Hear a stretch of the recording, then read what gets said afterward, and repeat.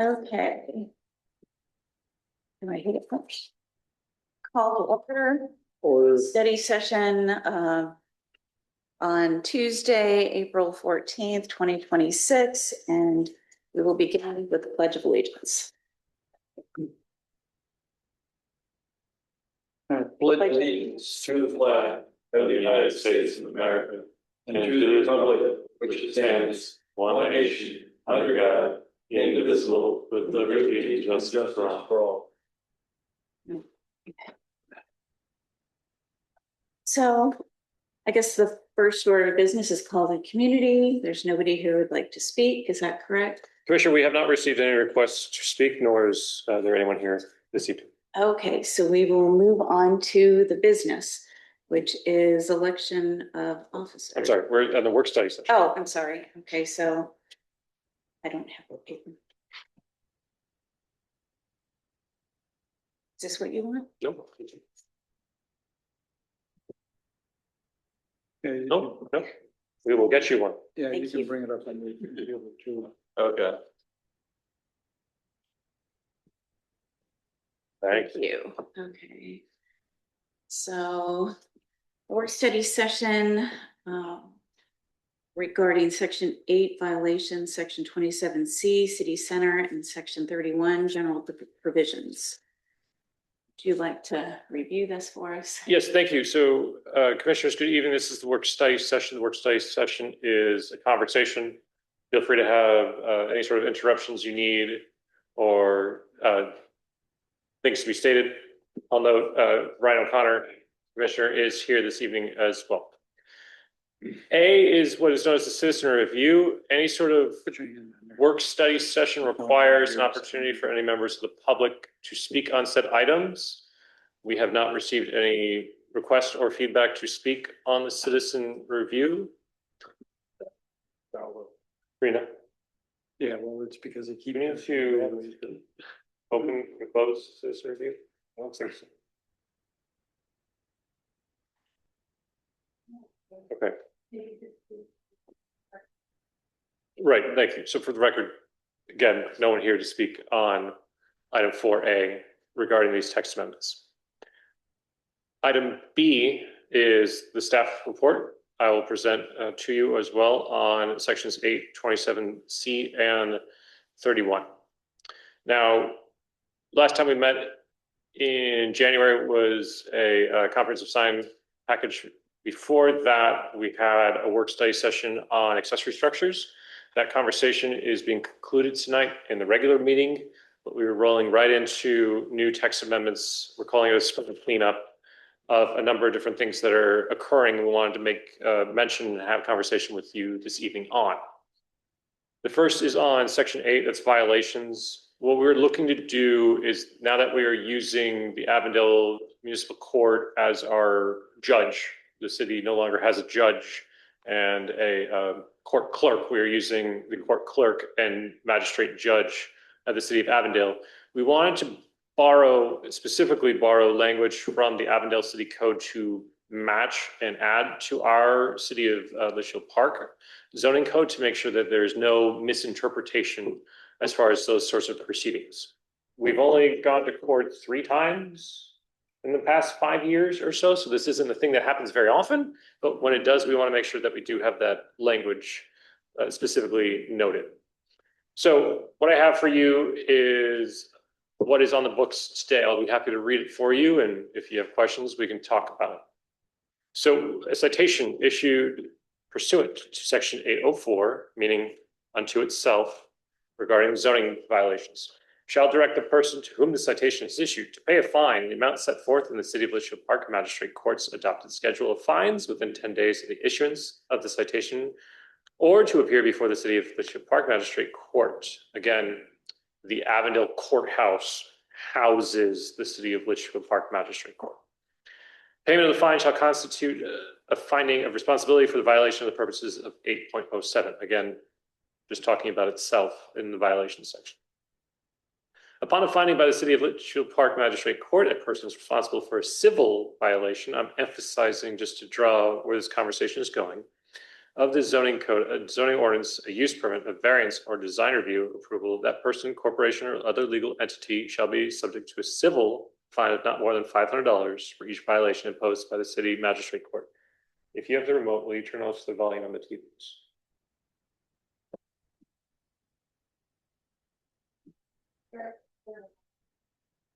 Thank you. I'm hearing myself.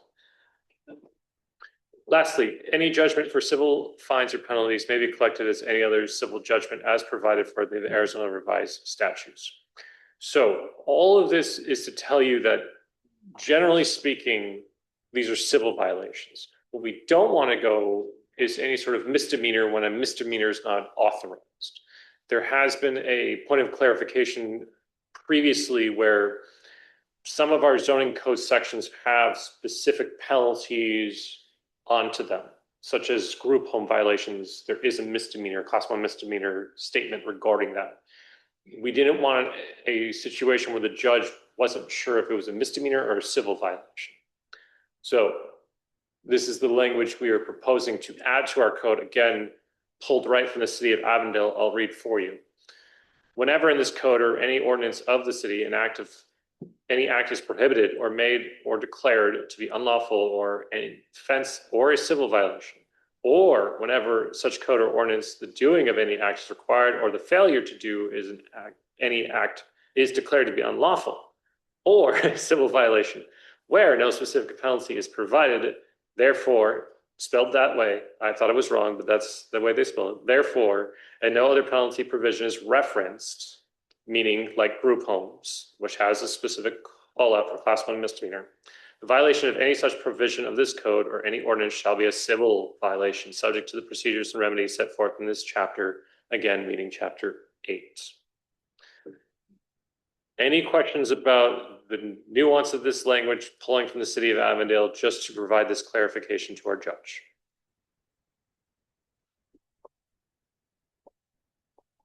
Okay.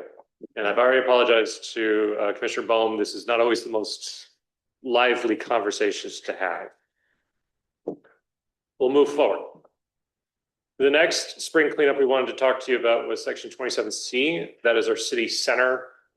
That's the zoning code name for Litchfield Square, our downtown. We are proposing to replace the requirement language for parking within this zoning district to avoid a grandfathering situation. I'll explain as we talk through this. So right now on the books in the zoning code for parking in downtown, it states parking requirements are set forth in section 29 parking loading regulations, or is amended by city council through approval of a project's parking demand study. As an example, for Heritage Place, which is under construction and opening in July, it's opening in July. It's opening in July. Are you specifying which year or just? Nope, I'm not. Okay. Basically what had happened was in the conversations, they were deficient based on the uses they were prescribing. It's 40,000 square feet of office, retail, and restaurant spaces. By code, they needed something like 200 parking spaces. It is not our intention in the city center and Litchfield Square to have surface parking. It's a necessary evil, but we have designed it accordingly to be deficient. We're putting on-street parking on all the streets. We have a parking garage consultant that is ready to start design when we have such a nexus of new activity that we need to create an alternate parking solution. This language tripped up the developer of Heritage Place when they went to go get funding, because they looked at the site and said, your site is deficient on parking, therefore it is grandfathered, therefore it is legal non-conforming. That is a very formal way of saying, in case of calamity, tornado, hurricane, alien invasion, they could not rebuild it according to what was built because it's deficient. That's the worst intention and correlation between what we're trying to do and what we're actually doing. So we have fixed that through a development agreement. A development agreement is not intended to supersede or change your code. The development agreement is performance measures. You shall start construction by this date. You shall be done by this date. The code is really the, regulations in which to develop the site. And we've stated the wrong thing, essentially. What we're proposing, and this is a very long way to say, we want less parking. I'll read it for you. The city center zoning district shall have no minimum off-street parking requirement. Record scratch, but I'll explain. Off-street parking shall be installed in all unencumbered areas of a site defined as areas not necessary for buildings, loading, refuse, recycling, fire lanes, emergency access, other code required site improvements. Parking provided pursuant to this section shall comply with the applicable design and operational standards of section 29 and the associated development agreement for the properties. I'm basically stating if someone came to us and said, I want to use all of that site for something that we are all desiring to see, we are not going to turn them away. If they say, I'm using this much and I have this much left for parking, sounds good to us too. We'll address any shortcomings in the development agreement as far as how they may need to contribute to the construction of a future garage, but we do not intend to have such large parking fields on these sites. So as mentioned, the Heritage Place site is, I think, around 100 or 160 spaces short. The Rudolfo, the Plaza del Park, which is right next door in lot 1 and lot 2, is about 40 spaces short. Through the development agreement, there is some language about how they would assist or how the tenants would assist in any sort of future garage consideration. What this also does with this change is, in case it's office today and restaurant tomorrow, well, then I need to triple the amount of parking. No, that's not our intention. We don't intend to babysit every tenant that comes in and goes. Those office folks leave at 5 p.m. The restaurant opens at 5 p.m. I don't need to park for both uses. That's not our intention. So again, a very long-winded way to say that we'll take as much parking as fits, but you will not have to burden the site with so much surface parking. Be happy to answer any questions on that. What exactly would prompt everyone to get on to talking? You said you've got a developer to build a parking garage. Mm-hmm. What would trigger that conversation? Sure, thank you, Commissioner. So it is nothing more than timing in the sense of right now, if you think of north of Papa Paul's, before you get to the church, people are using that empty land as overflow parking. Seeing it today, you'll see a lot of new millings as we're tearing up Litchfield Road for the roundabout. All those millings will get spread, so it's more of a temporary parking lot. It's not a permanent solution or a long-term solution. We hope with lots 3 and lot 4 opening in July, year unspecified. Lot 1 and lot 2 should be under construction soon. Lot 13 and 14 behind City Hall is very close to having a deal on the table to start construction there as well. If all 3 of those are going to be done in 2 years' time or so, maybe less on Heritage Place, then it is likely I'll need the garage sooner. If I sell 5, 6, and 7, those lots next to Papa Paul's, and it's no longer my land, I can't put cars there. I've got to put cars somewhere. So we don't want to look at building the garage now, nor do we want to wait till it's too late.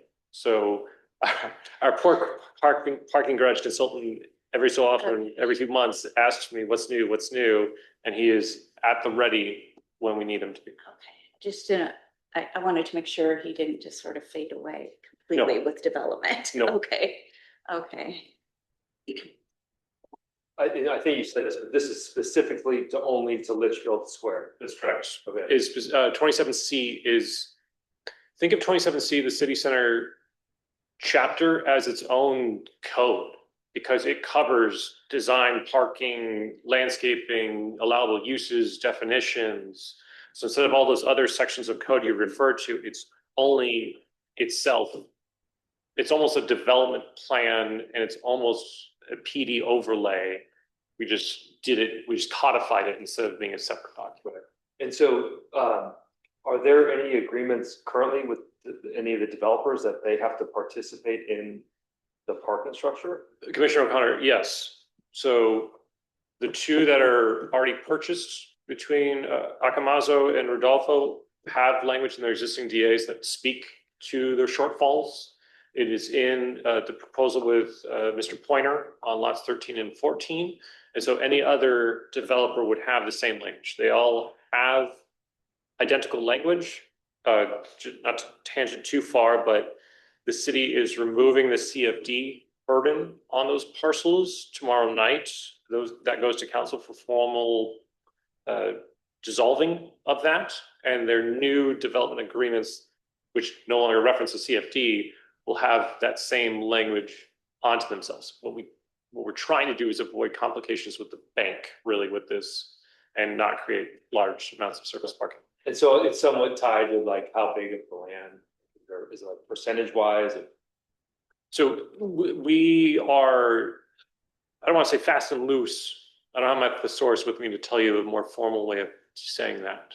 But if someone came to us and said, I've got a wonderful idea for 3 stories, but it's border to border to border on this site, and the only thing I'm going to have is a fire lane, we're not going to turn that away. So this idea is to basically invite that a little bit more than we have in the past, because some folks have been a little bit shy about the idea of developing when they have to provide so much parking. They do their math as far as pro forma and say, I'd have to build 5 stories to make up the rent difference of me losing so much land to parking. Got it. Okay, so there's really no requirement for any parking for whatever use. On the books today, there's a lot of requirements. Okay, With this proposal, we are asking to remove that. The city has always planned for the burden of the difference needed in the garage when it's needed. Got it. Yes. Is the city going to own said parking garage?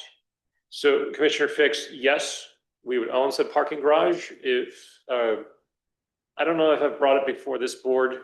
The placement would be where the Scout Lodge is today on the south side of Fairway. That is a long discussion with the Scouts. We were just about to hire the company to move across the street. The Scouts asked us formally and was council adopted to look at that a little bit further, and they've asked for 12 months to fundraise to build something new. If they are successful in that, the Scouts will essentially give permission to raise the current building, RAIZ, remove it essentially if the new one is open and ready. So we are working on that timing as well. But again, we won't need the garage for a minimum of 2 years from now. So we do think we're going to hit that well. We looked at all other sites within Litchfield Square to put the garage, but ultimately we did not want to lose that tax base by devoting land to the garage, hence the spot on the north end. I do recall us talking about that at some point, because we talked about the size of the spaces. I can't remember if that was this body or one of the others. Yeah, They all blend together. it was a while ago, but yeah, we did. Okay, so I just want to make sure I understand this clearly. Yeah. Right now, Heritage Place in the square is having a banking problem because they are deficient in parking space. Now, had we built the garage first, not that we should have ever thought that, but if it was, then this wouldn't be a topic of discussion. Commissioner Conklin, they had past tense an issue 6-8 months ago with the bank being concerned about the language of our code. They were okay with the development agreement being the golden ticket out of that deficiency. Even with the garage, our code today doesn't state that an off-site parking that's up to 1,000 feet away is the solve for you as a business owner.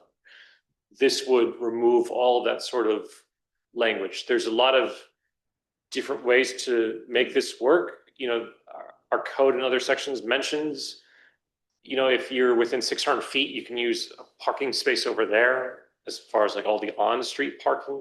We didn't want to get into a situation where we're basically babysitting every person that comes in, goes, Right. uses change. Well, you're 1,001 feet away, so you can't use it. We want to just take that upon ourselves. Maybe part of the the development agreement could be shared parking in that parking structure, no? So, Commissioner O'Connor, every development agreement, as well as our code, essentially states that no parking can be reserved for any one user or site. The idea that I'm going to that one, but I'm parking across the street and I'm gonna get towed. No, everyone uses everyone's parking, all the on-street parking, all the lots themselves. They cannot restrict for any particular user or business. That is an unfortunate reality because there are situations where if they want to park at City Hall, park at City Hall. I might be able to park there in the morning because it's so busy, but I will have to find parking somewhere else. It's the same for all of the offices too, though. So that the dentist's office that's going in Heritage Place, there isn't a staff parking area. Everyone Yeah, utilizes. so I guess I meant like if we have a parking structure with 500 parking spaces, Yes, like each developer could have a shared part of that to cover any parking that might be required from a banker or whatever, but it's. yes, the burden of how the city recuperates is up for discussion, and the development agreement language, again, you'll see it tomorrow night, is open to different ideas. We didn't want to marry ourselves to, like some sort of $1 surcharge on your receipt when you go to the restaurant to offset that. We didn't want to have, it's $2 to park and there's gate arms. We don't know what that solution is yet, but we didn't want to lock ourselves in at this time.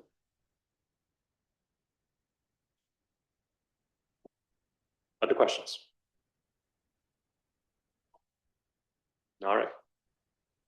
Next spring cleaning topic, and then we'll get to Susie and her CSP requests in a little bit here.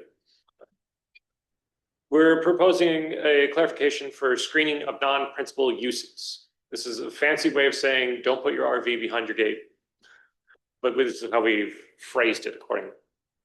I will read for you again.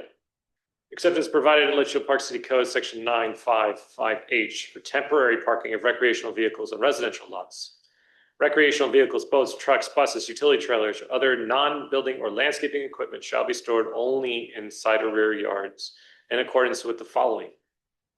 Such items shall be completely screened from view of adjacent and nearby properties and the public right-of-way and parks by a wall or fence not to exceed 6 feet in height and or dense landscaping to ensure that equipment is completely screened from view. Dense landscaping is not subject to height limitations. Nothing in this section shall prohibit suburbans, vans, sport utility vehicles, and pickup trucks, excluding attached trailers from parking in residential lots in the front driveway. One very specific, somewhat unnecessary, but we need to cover ourselves change to this on the following page. I've highlighted in bold and underlined. Dense living landscaping. We are only adding that one word. Even though we define landscaping and say it's trees, shrubs, or artificial turf, we've had a few folks use artificial leaves to basically camouflage their trailers. And since dense landscaping is not subject to height limitations, they're hopeful that this leaf net would qualify as allowing them to park their RV in their backyard. It would not hold up in court anyways because we do define landscaping and give examples, and that would not qualify. Just to make sure everyone understands, no, a leaf net cannot be used for that sort of situation to hide your RV, which is taller than 6 feet in your side or rear yard. Happy to answer any questions on this clarification. So is it realistic that you can screen an RV with only a 6 foot wall or gate? I mean, it's not really even, like, it's not even really feasible. Commissioner O'Connor, pop-ups and boats? Sure. Flatbed trailers? Yes. 13-foot tall, cruise across America RV? No. And this language has been in the books, I think since the early 90s, as far as we have never been intended for that sort of storage ability here or expectation that you're looking in your neighbor's yard and seeing a large scale RV like that.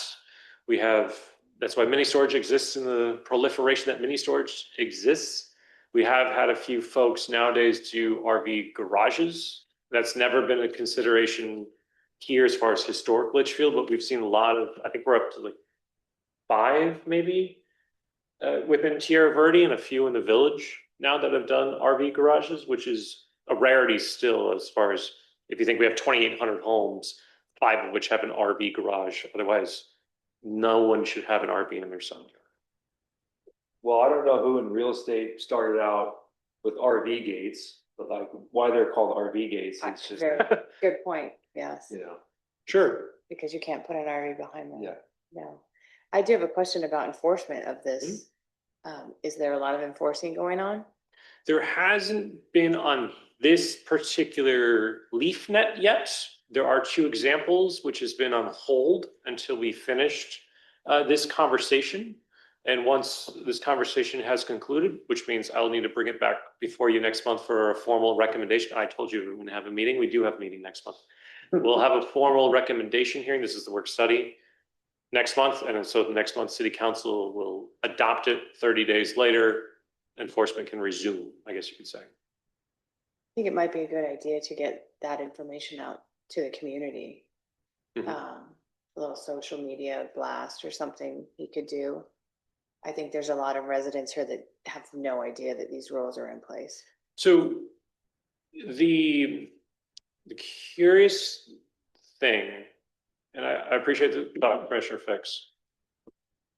There are dozens and dozens of rules and regulations that people are unaware of. Our code enforcement officer is reactive, and it really depends on a neighbor having concern with a neighbor situation. We now have Engage LP. You can download it in the App Store and Google Play. That has the opportunity for interested folks to make mention of landscaping issues, code issues. Rena got 10 new code issues today.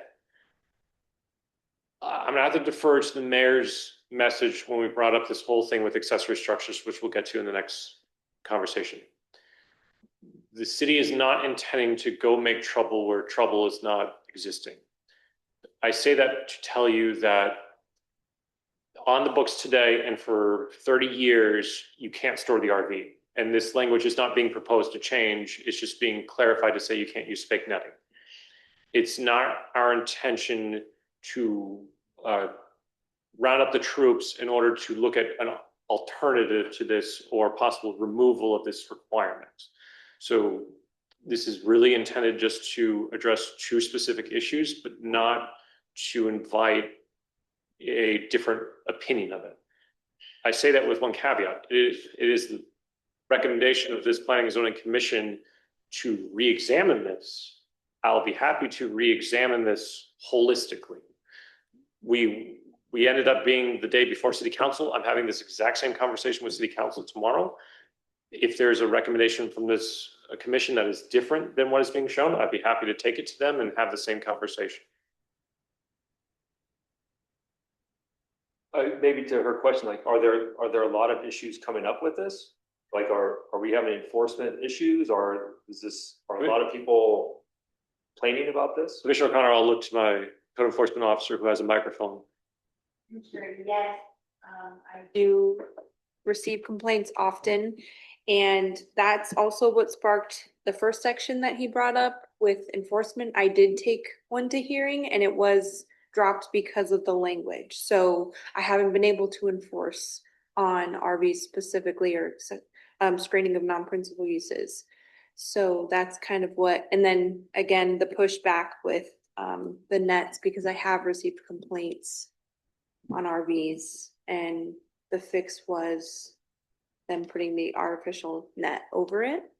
And if I may, a few years ago, we did we visited this and I don't know if any of you remember when we had to change the language because basically it was like a setback issue, and the way that we interpreted, the city, Matthew, was different from the commission, also council. So this language is relatively new. Oh, okay. So the intention from the commission and council is that RVs need to be completely screened. And that's, why we're here So today. do you need anything from us going forward on this, Randy, or is this just discussion? So Commissioner Fix, tonight's a work study session, but any sort of conversation, even if there's not we're not asking for a formal recommendation tonight, but the questions you're bringing up, I will let council know tomorrow. I don't have time to change the staff report, but this will be in the verbal presentation given them tomorrow night. Yeah, I mean, I would say for us to make a recommendation, we have to understand if there's a problem. Sure, and again, no recommendations this evening, but certainly feedback. If there's questions you need answered, I'd be happy to go do more research, work with Rena, and certainly take any feedback from council tomorrow night. Also, since this is tomorrow night with council as an introduction, which is in our way to say work study session. It's not a hearing. It's not an approval of anything. It's just the opening of the discussion with them. Just so I understand, to Yeah. reiterate, that code has always been there, written that way, except for the term dense living landscaping. I'm proposing a change with the word living, but I'll look back to Rena to know if there was other nuance of this language that changed 2 years ago. Yeah, yeah, I think we're closer to 2 or 3. Basically, there was a setback matrix. It said anything over 6 feet in height needs to be set back a foot for every foot of height over 6 foot. So the way that staff interpreted that is if it's 8 feet, it needs to be 5 feet from the wall plus 2, because there's 2 feet over 6, if that makes sense at all. And it was the intention of the commission and council to remove that because they wanted the RVs to be completely screened. So this language is relatively new, but then of course I had issues with enforcement regarding language in the penalty section. So that's also what we're cleaning up. And then out in the field, I'm getting pushed back with the artificial landscaping to screen. Creative. Yeah. I think that part of the problem is that, like, some people will have view fences that are with neighbors who are maybe on the golf course or have views of the golf course, and then new neighbors move in and they're pulling trucks and vehicles into their backyard and lining them up against the view fence and things like that too. And so I think that prompted some looking at the code back a few years ago as well, because then it's kind of like, okay, well, this person just lost their view because this person's parking vehicles and things here. So what do we do about this, you know? And if it's open to the golf course, that the person who's blocking the view, then obviously people along the golf course or any kind of bike path along there are also looking at these vehicles in the backyard. And so I think that prompted some of the discussion going on too. And as more people bought RVs and things like that, it became more of an issue a few years ago. COVID. So it definitely did. Things got cleaned up a lot, I think, a few years ago after the wording was changed on all of that. And like you said, there's a lot of restrictions and zoning rules that a lot of people aren't aware of here in Litchfield Park too. So, but I think that this is just kind of designed to make it a little bit more pleasant for everybody to not have to look at things that people shouldn't have to look at. So. You gotta blame the realtors again, because they say there's no HOA here. I know, it all the time. That's what Oh, boy. people think. I tell them, yes, but it's governed by our city, so. I am the HOA. We are the HOA. Scarier HOA. Any other thoughts on this matter? All right. That is the extent of our work study session this evening. Again, we'll have city council tomorrow evening, which will have the same conversation, and based on your feedback, based on their feedback, we look to bring this back before you next month for any sort of recommendation of these changes in section 8, section 27C, and here in section 31. So with that, Need to close. you are welcome to motion for adjournment of the work study. Motion for adjournment? Motion. Second, we're adjourned, work study. And then if you'd like